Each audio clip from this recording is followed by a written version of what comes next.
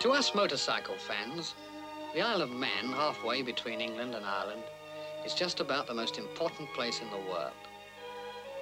You see, it's the home of our tourist trophy races.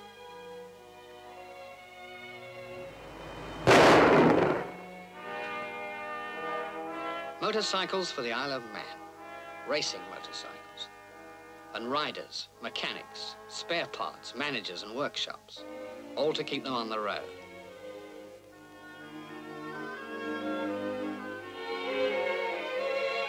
Young Jeff Duke of the Norton Works team meets the boat bringing Harold Daniel across and Joe Craig, their team manager. He's also the engine designer back home in Birmingham. Now, mind those bikes, they're the new Nortons. But far outnumbering the official works teams are the private sponsors like Ted Pink. With the AJS comes Leslie Graham, 1949's world champion. Ah, here's a foreign machine, a Guzzi twin from Italy. Phil Heath, he makes riding more or less a full-time job. Harry Hinton and Eric McPherson, Australians. Journalist Bob Holliday, that's me, just a fan. Racing motorcycles can't be ridden under ordinary traffic conditions, and getting them away from the quayside is often done with a side carrier or at the end of a rope.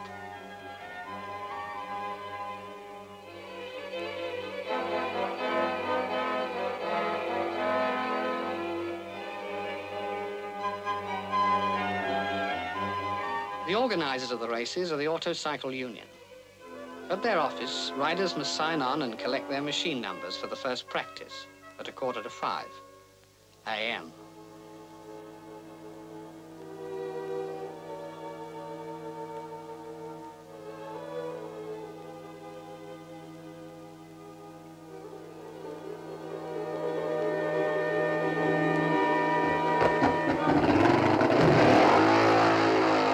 Here comes the AJS team. Bill Doran makes his second appearance on the island as a manufacturer's entry. Les Graham would have won the 1949 Senior TT if ignition trouble hadn't stopped him.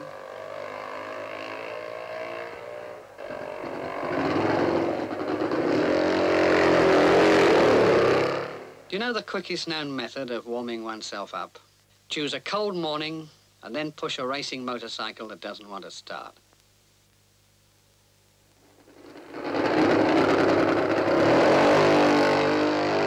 This bulbous-looking machine is an Italian Guzzi, ridden by Bob Foster. He made the fastest lap in last year's senior race.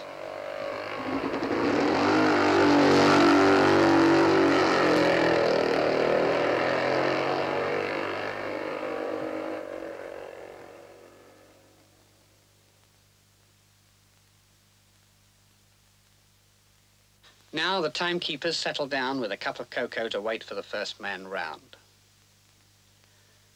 1.5 miles from the start is the S-bend over Braddon Bridge. And then there's a twisty half-mile to Union Mills, a second-gear corner and a favourite watching point. At Sulby Bridge, Bill Doran has a planned stop to let George Rowley and some AJS fitters alter the carburettor setting.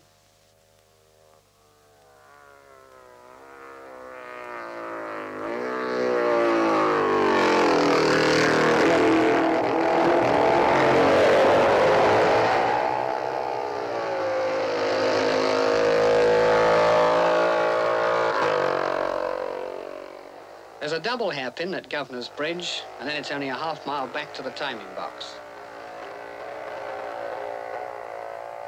Well, the first man should be round any moment now.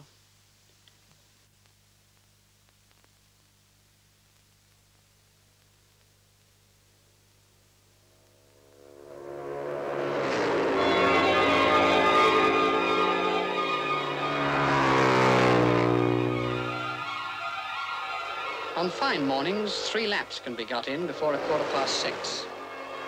Then a red flag is shown at the timekeeper's box and no rider is allowed to start another lap. Soon after, a fast car goes round the course to open the roads to public traffic.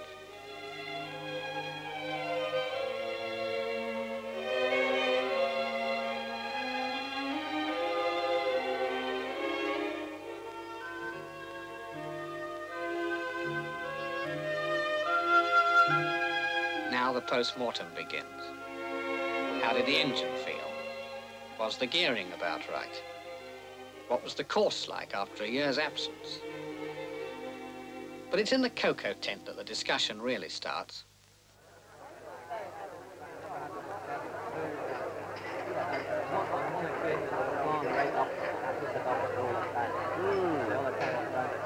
Look, there's Wally de Silva from Ceylon. On the left, Cromie McCandless with Francis Beard, a crack tuner, and Nigel Spring, manager of a fleet of Velocets. Jeff Duke. GLP Helsham, also from Ceylon. Leslie Graham.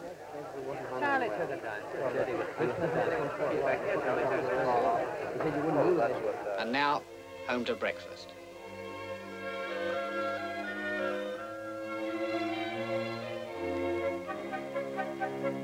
Between practice periods, the bikes are pretty well taken apart and put together again, usually in backstreet racing stables like this one, for private owners of AJS machines. On the stand there is the well-known Model 7R, the boy racer.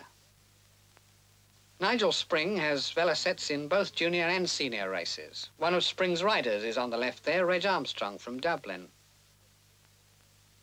And here's Bob Foster coming out of the Guzzi stable, where the machines are serviced by Italian mechanics.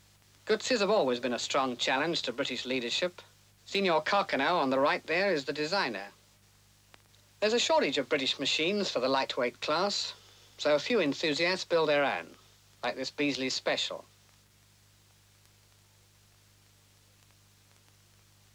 And the REG, maiden ridden by R.E. Geeson. The Nortons, hot favourites and wide hope of single-cylinder fans. See that new duplex frame? Practice time is very precious, so during the day, machines are exercised along the runways of Derby Airfield.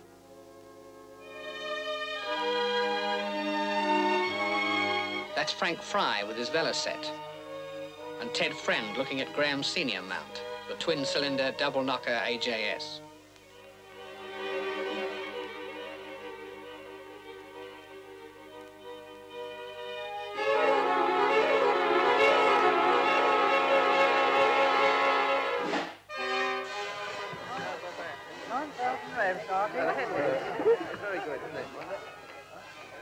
Here's Artie Bell, Johnny Lockett and Harold Daniel talking shop as usual. There's Albert Moore, the tall, baldish one, and Reg Armstrong. That's Ernie Knott in the front there, and on the right, Jimmy Simpson and Rube Harbison, all former TT riders. And these types you'll always find in the bar of an evening, the trade representatives. But for those tradesmen, it's not all fun and games. In backstreet depots, many hours must be put in and much solid work done. For instance, brakes take a lot of punishment during racing. Here's where they're kept up to scratch, new linings fitted, carefully machined to size. And there must be no risk of tyre failure either. So fitters work long hours, truing wheels and refitting tyres. If the job isn't properly done, well, a rider's life may be in danger. Precision work, this. Racing engines are fitted with rev meters to show crankshaft speeds. They must be frequently checked and maintained. Here are some clubmen, amateurs on standard production motorcycles, who ride in their own series of clubmen's races. What they lack in equipment, they make up in enthusiasm. Many manufacturers like to encourage these amateurs. And here, watching clubman bikes being prepared, are James Leake and Tom Whittington of BSA.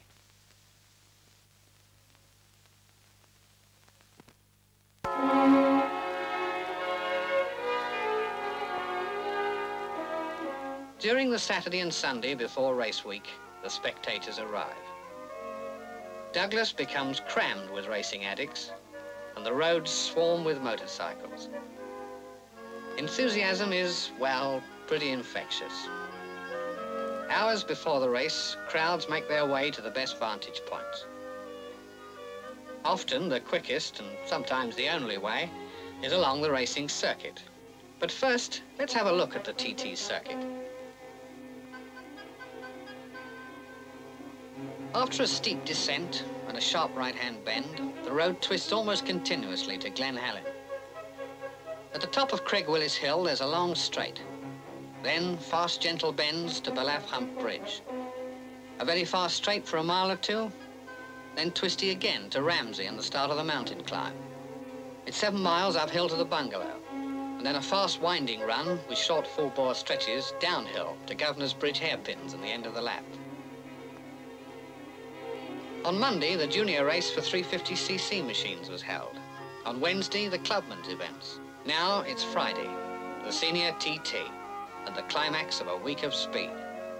As the riders get ready for the race, the grandstand enclosure fills up. But this is something of a social occasion, too. There's Douglas Terry, president of the Manufacturers Union. And that's Phil Vincent of the Vincent HRD Company. Jimmy Alexander, an ex-TT rider of pre-1914 vintage. Gilbert Smith, Norton's managing director, with Rex McCandless, who designed their bike's frame. Harold Daniel is the oldest man on a Works Norton and lap record holder. Jeff Duke, the youngest, with his pit attendant, Dr. Steve Derbyshire. Jock West, AJS team manager.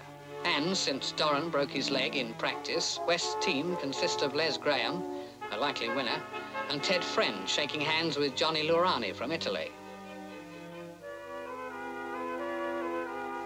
Bob Foster's among the favourites too.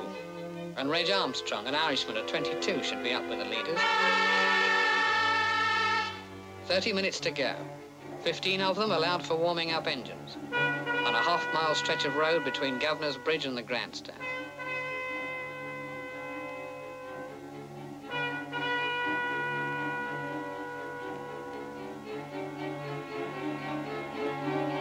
Ten minutes to go, and the parade to the starting grid.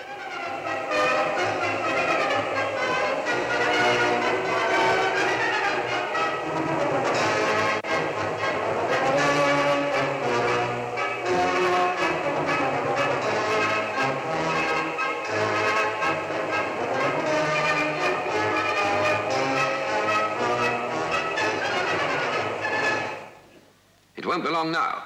The Lieutenant Governor of the Isle of Man, Sir Geoffrey Brummett, has arrived and chats to the riders. Out in front, number 1 is Harold Daniel. After Daniel, the rest will be sent off at 10-second intervals. Only a few seconds to go. Nerves are keyed up.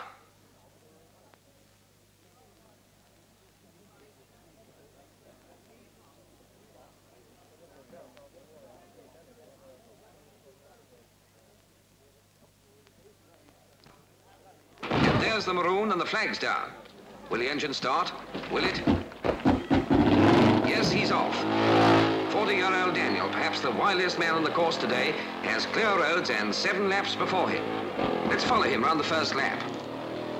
Down Bray Hill at over 100 miles an hour and onto Quarter Bridge, where it's bottom gear for Daniel and easy with the throttle.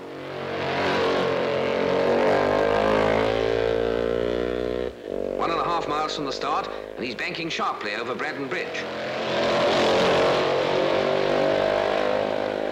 Fast stuff along the mile stretch to Union Mills. Away he goes, heading for Crosby. Back at the grandstand, the flag is dropping every 10 seconds. Number 10 is R.T. Matthews, riding a Velocet. 11, W. Hall, Triumph. 12, R.F. Walker, Norton. Number 13 is missed in case anyone's superstitious. Number 14, Jim Kentish on a Norton.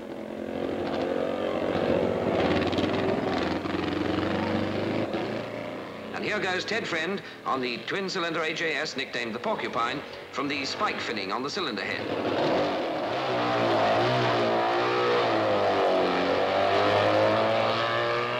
Bella Crane, 8 miles round. Here comes Daniel, down to bottom gear and hard acceleration on the way out. Through the fast stretch to Glen Helen, and here's Daniel taking the corner in as neat a style as you'll ever see. No fireworks and no time wasted. Foster gets ready to give it the gun.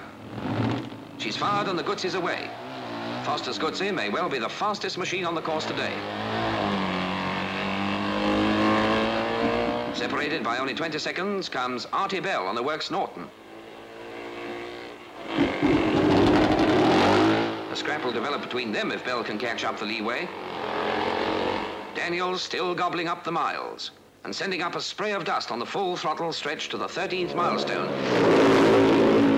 And then on through the village of Kirkmichael.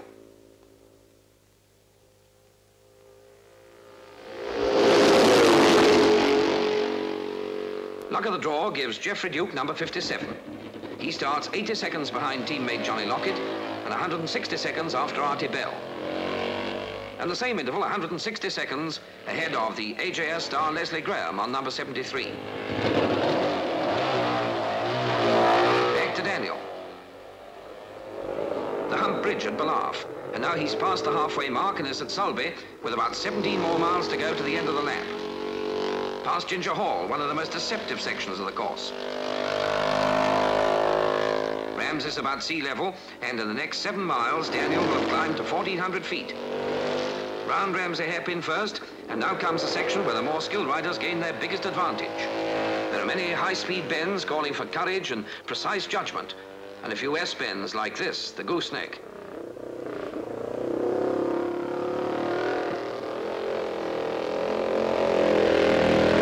The last of the seniors is away.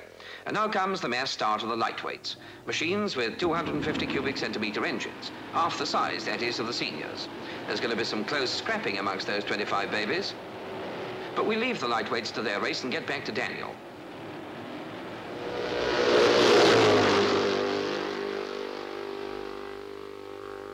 He's at the top of the mountain and crossing the railway lines at the bungalow.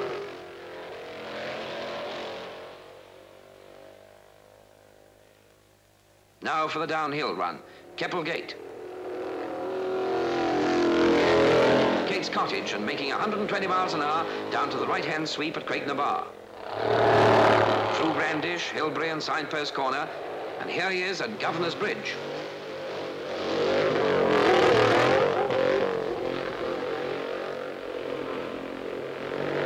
Half a mile more and he's completed the first lap. 89.63 miles an hour from a standing start. And as Daniel starts on his second lap, let's have a look around the course at some of the others. Here's Ted Friend at Keppel Gate.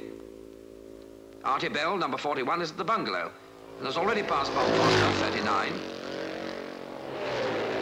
Jeff Duke is at the gooseneck, in front there. There goes Les Graham over Sulby Bridge. And here's Bell crossing the line at the end of his first lap. Johnny Lockett comes along exactly 80 seconds later. That makes them level on time. And now Geoffrey Duke. 24 minutes, 47 seconds, beats Daniel's 91 miles an hour lap record, but it won't count officially because the starting grid is 70 yards ahead of the timing line. Hello, trouble already. Matthews has just completed the lap and must call it a day. Here are the definite leaders at the end of the first lap. First, Jeff Duke. Second, Harold Daniel. A dead heat for third place between Artie Bell and Johnny Lockett. Fifth, Les Graham. And sixth, Bob Foster. And now lap 2. Here's Bills and Brett at Ballaugh. There's Reg Armstrong taking his Velocet through Keppel Gate. Glenn Helen and McCandless riding what looks like a good race on his Bert-tuned Norton. Dickie Dale at Kirkmichael. The inseparable Aussies, Morrison with Hinton behind him at the bungalow. Manxman Tommy McEwen comes up to Ginger Hall.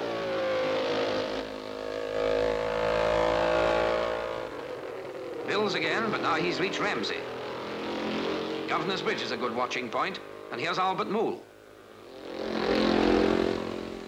R. McDonald, number 6, and Jim Swarbrick, the New Zealander, 9. No, that man's not running out of road. He's just a travelling marshal. End of the second lap, and here's Ted Friend in for fuel. Hello, the marshal's telling off Graham's assistant for trying to help as well. Duke's due through in a moment, and there he goes to complete his second lap. This'll surely be a record. Jeff Duke has broken the record by lapping in 24 minutes, 21 seconds, an average speed of 93 miles per hour. Braddon Bridge and Reg Armstrong going well in 8th place. And a few seconds behind, yes, it's Artie Bell holding 2nd place to Duke.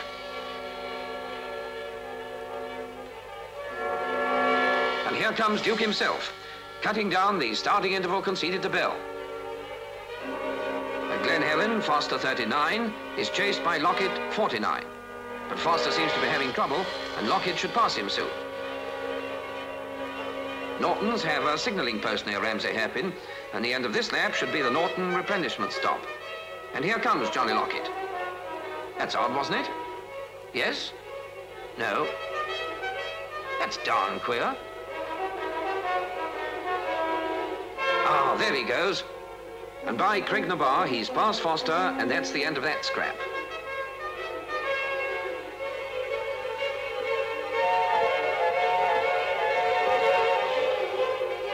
Duke is due at the signalling station now. Is this him? Wrong again, that was McCandless. About now, the beginning of the fourth lap, most riders stop for fuel. They have a slick drill that includes filling petrol and oil tanks, maybe a change of goggles, and certainly a few hurried words, all in under half a minute. That was Daniel, in and out in 24 seconds. Here's Bell. The board shows him just where to stop. It's easy to misjudge this stopping business when you're more in tune with 100 miles an hour.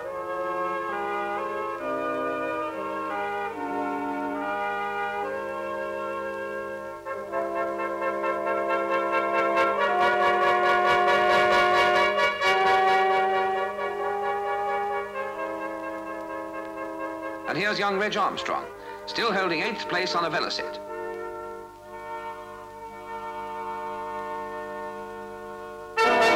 And now here comes Jeff Duke. He's ridden a magnificent race so far at an average speed of 92 3/4 miles an hour. He pulls his Norton back onto compression for the restart. Now Armstrong's off. Bob Foster, number 39, comes in. And Duke's away again. That was an incredibly quick fill-up, 20 seconds at the most.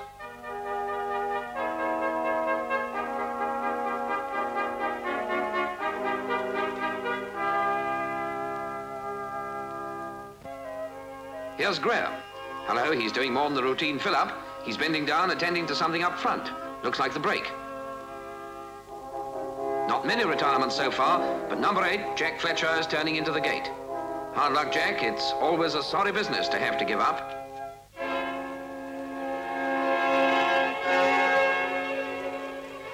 Fourth lap leaders. First, Jeff Duke. Second, Artie Bell. Third, Johnny Lockett. Fourth, Harold Daniel, all on Nortons. Fifth, Les Graham. And sixth, Bob Foster. Just look at that magnificent power drift. When Graham had his 52nd pit stop, he lost 4th place to Daniel, and now he's going to make it up. Foster's average speed for 4 laps is under 88 miles an hour. He reported carburetor trouble at his pit stop. Reg Armstrong comes up to 7th place. And now all eyes are on Duke. From the time the flag sent him on his journey, he's been going like the wind. This is his first senior TT, but he's riding like a veteran. He's perceptibly faster than the others, yet looks as safe as the safest. His opening lap from a standing start was a record smasher at 91.38 miles an hour. On lap 2, his speed was 93.01. The slow up for the pit stop at the end of lap 3 brought his speed down to 92.89, and lap 4 speed was 91. Now he's on his 5th lap and making his supreme effort. Another record, 24 minutes, 16 seconds, a speed of 93.33 miles an hour. Someone else is in a hurry on lap 5. The gallant Les Graham, making up time for that brake adjustment. Well, his effort has its reward. He overtakes Daniel and gets back into 4th place to break up the Norton monopoly of the first 4 positions. In spite of the pace of this stupendous senior TT, crashes have been few.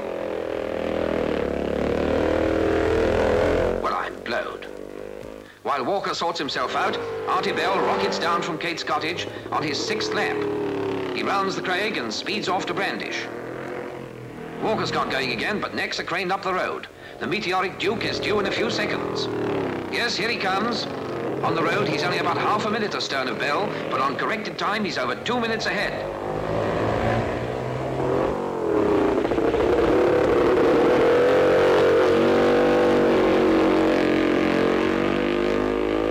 Passes Governor's Bridge.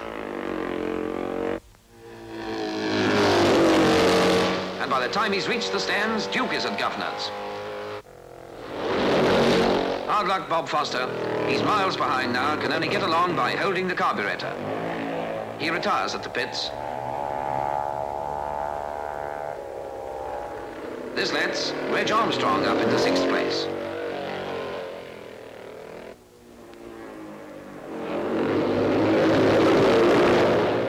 Charles Sanford's throttle slide has come adrift. He's pushing the half-mile to the pits where he hopes to get it put right. And now the last lap. Nothing but a breakdown can stop Duke winning now. But can he catch up Bell?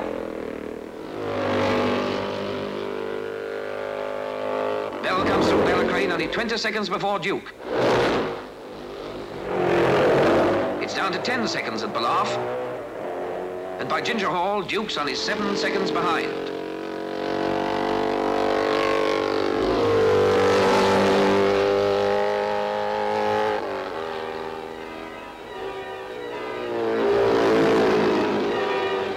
Five seconds at Ramsey.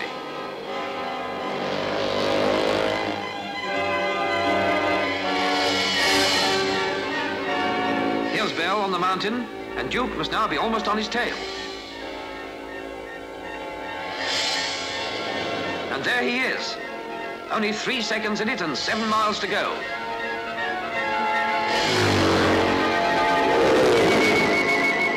By Keppelgate, the gap is down to 100 yards.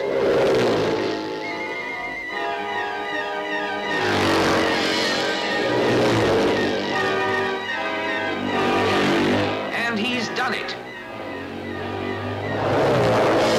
Artie Bell waves him on at Governor's Bridge, and they cross the line together. What a race.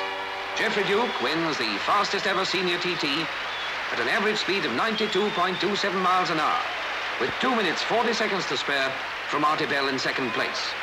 Johnny Lockett makes the 3rd Norton, and Leslie Graham is 4th.